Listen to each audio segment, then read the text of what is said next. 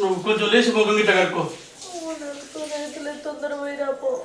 అరే ముఖం కడుక్కొని జర ఏమన్నా తినే వచ్చినాక సూర్యత మళ్ళీ పేల్చి వస్తుంది. నేను పోయేస్తా మరి. తొందరగా సరే నేను తొందరగా.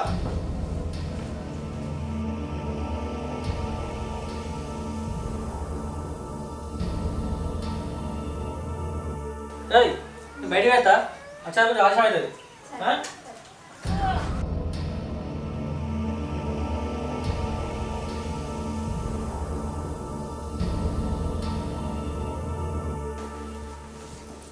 అక్క అక్క అక్క ఏమైంది?